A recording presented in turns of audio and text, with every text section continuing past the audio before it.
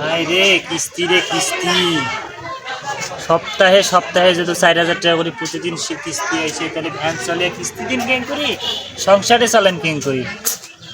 ভ্যানত যে কামাই, যতুলে ভ্যান এই শ্রীবন্দরটার দিনে 2 থেকে 300 টাকা আইসা যে সংসারে চলিবে কেন করি, আর কিস্তি দিন কেন করি মাসে 4,000 টাকা।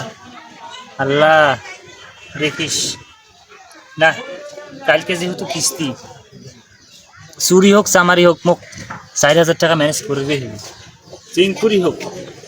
এখন কি করা যায়? আম চুরি করি না, আম কয় টাকা চুরি করি, আবার বেচতে পারবি, আবার চুরি করে দিবি। জংশনের উপর যাও, যাইয়া যদি কারো পকেট টকেট মারি পারো, যাও।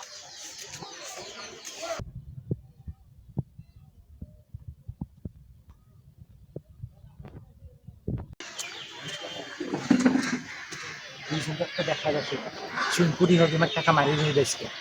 ও মানে এগো দেখা পাইছি।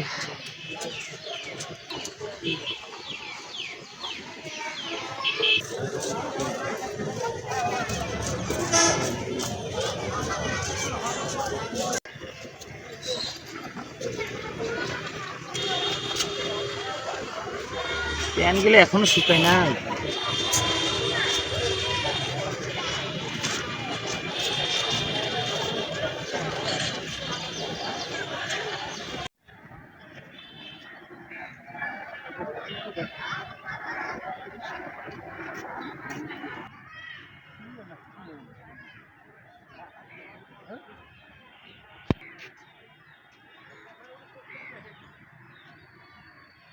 হোক মোর কামটা করে করে দিলাম,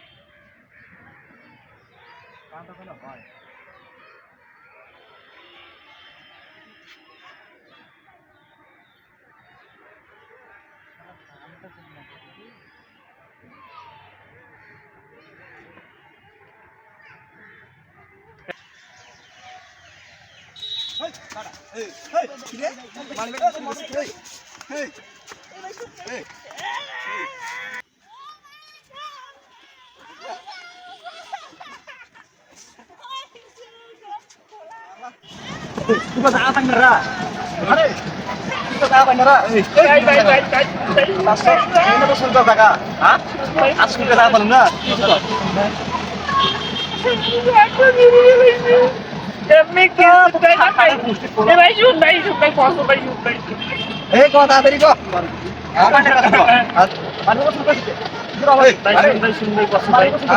ভ্যান চলে হাইয়ে সারাদিন 300 টাকা কেজি কামাই হয় না। যতুলা ভ্যান শ্রীবন্দর স্টেশনটা ট্রেন আসিলে খালি ধাকুরি খালি সিরিয়াল লাগিয়ে দিছে। সপ্তাহে 4,000 টাকা কিস্তি ভাই, মানে কাছে শুন ভাই, সপ্তাহে 4,000 টাকা কিস্তি, টাকা কোন পায়।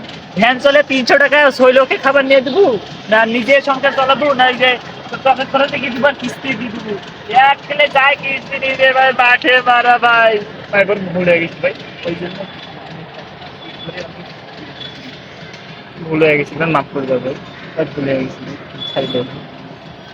আর চুরি করি না, আর চুরি করবো না, তো আসর করবো না, তো চুরি করবো না, ভুলে গেছি। আচ্ছা যা দেখো, হাঁটি মোড়া ভাঙলে বাপ সে টাং খানো, আর জীবনে চুরি করবে বাহ।